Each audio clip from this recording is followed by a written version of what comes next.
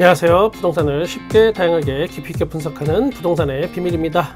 여당 야당 서로 가는 길이 참 다르긴 합니다. 그런데 또 의외로 한 목소리를 내는 게 있긴 합니다. 바로 주택 부분에서 여당이든 야당이든 모두 공급을 늘려서 집값을 잡겠다고 했습니다. 그런데 서로 그 방법에서는 약간의 차이가 나긴 합니다. 먼저 여당의 방식은 재건축 규제를 완화하고 민간의 공급을 선호합니다. 그동안 재건축에서 조합원들의 불만이 가장 많았던 기부 체납 비율을 낮춰주겠다는 겁니다. 그리고 또 일부에서는 초과이익 한수제를 폐지하자는 의견도 나옵니다.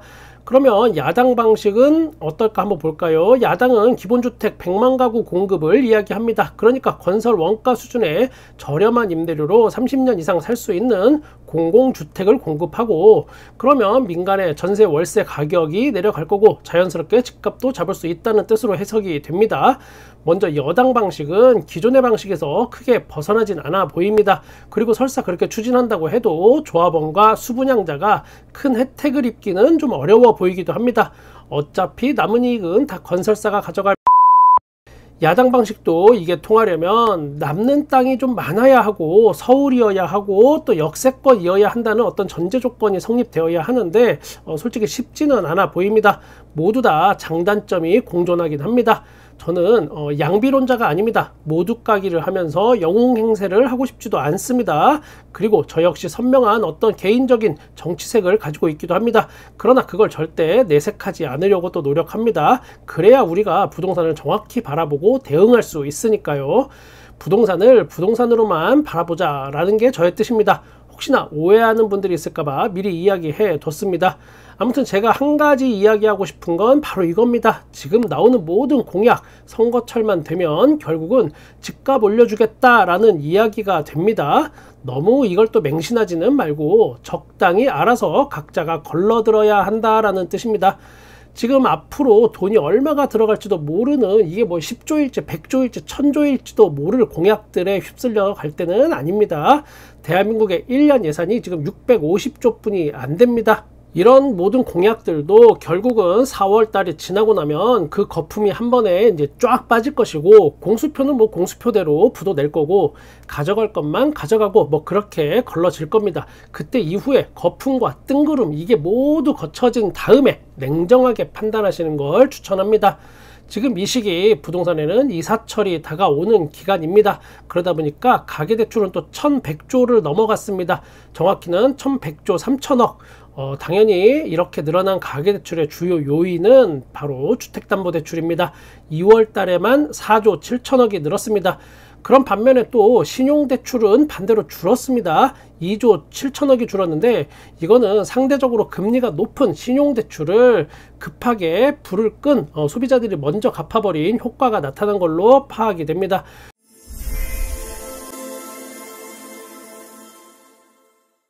요즘 자주 보이는 기사 타이틀 한번 보겠습니다. 오빠 벌써 100억이래. 불황에도 신고가 쏟아지는 이 동네.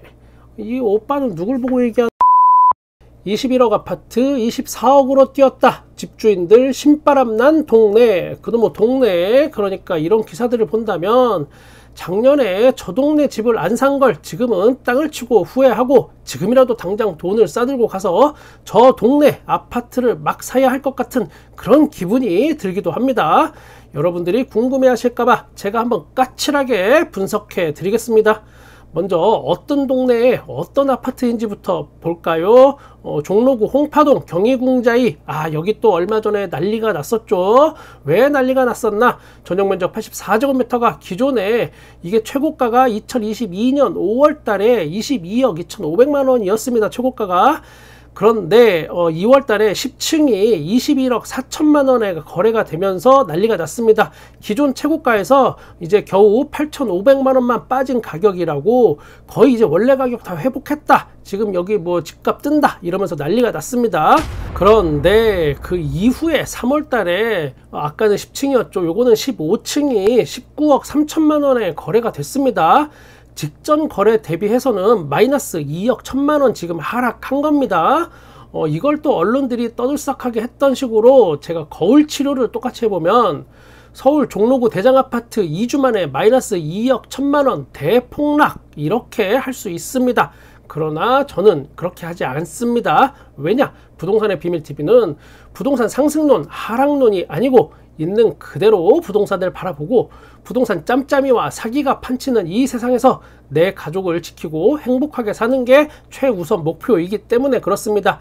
그리고 저와 같은 생각을 가진 구독자님들과 함께하기 때문에 더 든든합니다. 보통 뭐 요 대목에서 구독과 좋아요 이렇게 한 번씩 이렇게 눌러주면 저는 절대 강요 같은 거는 안 해요.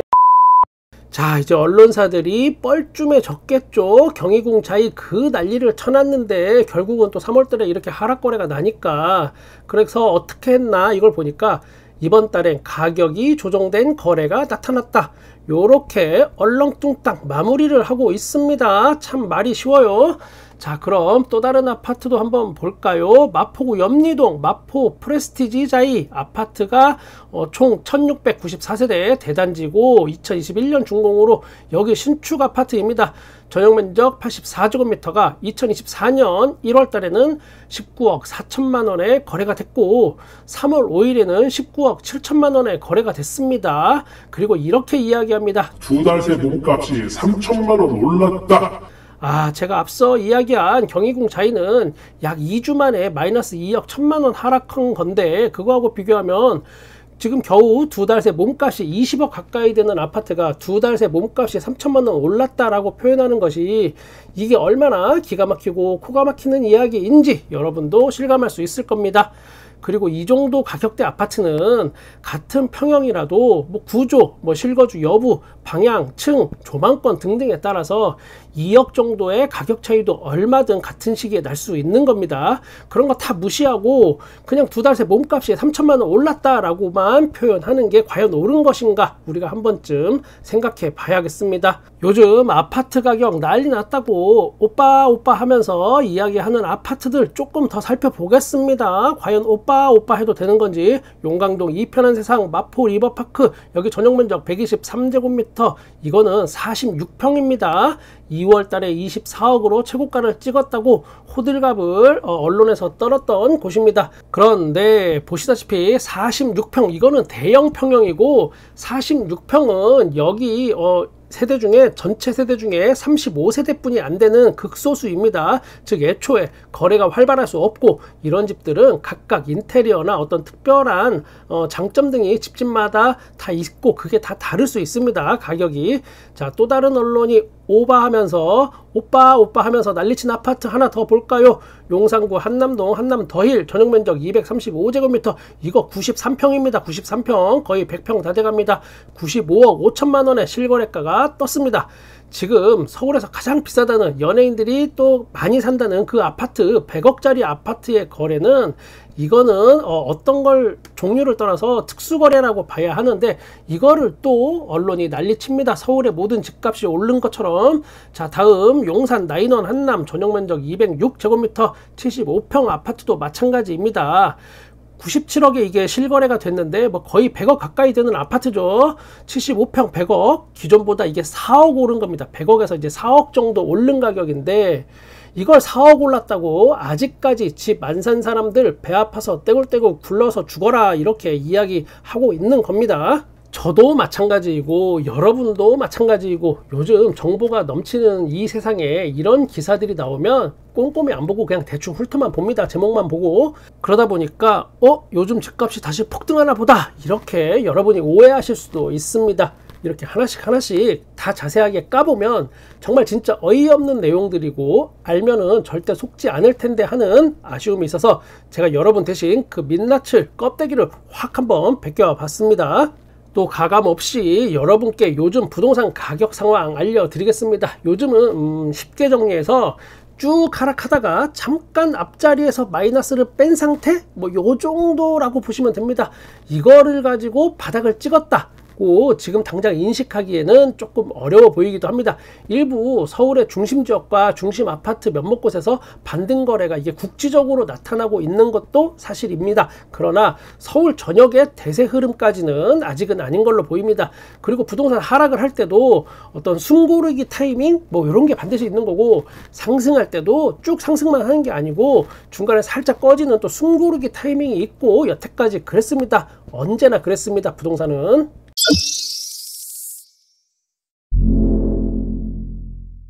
지난 영상들에서 송파구와 동대문구 아파트의 가격 변화를 한번 알아봤죠. 하락거래들. 오늘은 마포구 한번 보겠습니다. 마포구 상암동 상암 월드컵 파크 41평 11억 9천만 원에 거래가 됐습니다. 여기는 761세대 2006년 아파트입니다. 물론 최근 거래된 거는 이거는 1층입니다. 1층. 그걸 감안하고 여러분이 좀 보시면 되겠습니다. 지난 최고가는 요게 18억이었고 최고가 대비해서는 지금 6억 1천만 원 하락했습니다. 하락률은 마이너스 33%입니다. 마포구 대흥동 마포 그랑자이 34평 최근에 15억 4천만 원에 거래가 됐습니다. 1248세대 대단지이고 2020년 여기 신축급 아파트입니다. 지난 최고가는 20억 2천만 원이었습니다. 최고가 대비해서 지금은 4억 8천만 원 하락했고 여기 하락률은 마이너스 23%입니다. 요번엔 마포구 현석동 강변 힐스테이트 요것도 보겠습니다. 이름에서 알 수 있듯이 한강에 가까이에 붙어있는 아파트입니다. 32평이 12억 5천만 원에 거래가 됐습니다. 510세대짜리고 2004년 아파트입니다. 지난 최고가는 2021년도에 16억 3천만 원 여기 찍었던 곳입니다. 현재는 최고가 대비해서 3억 8천만 원 하락한 가격이고 하락률은 마이너스 23%입니다. 지금 현재 마포구 도화동 현대 홈타운 32평이 최근에 10억 3천만 원에 거래가 됐습니다.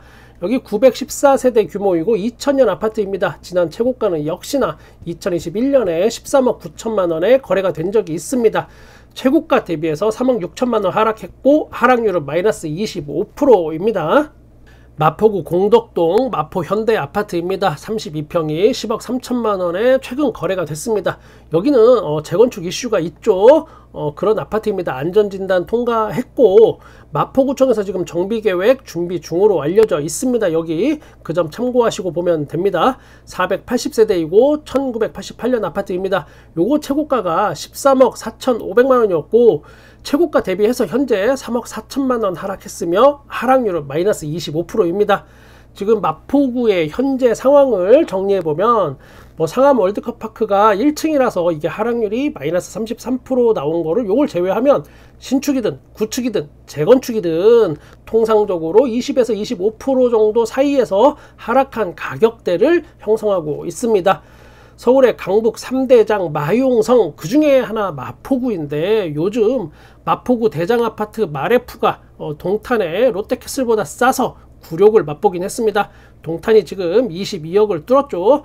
여러분 모든 것은 타이밍입니다. 누군가는 지금 동탄의 아파트를 비싸게 팔았을 거고 또 누군가는 반대로 지금 동탄의 아파트를 비싸게 샀을 겁니다. 여러분이라면 지금 팔았을까요? 아니면 샀을까요? 여러분의 부동산 타이밍에 최선의 결과를 위해서 저는 여러분의 부동산에 끝까지 함께 하겠습니다. 구독과 좋아요, 댓글 너무너무 감사합니다. 부동산의 비밀이었습니다.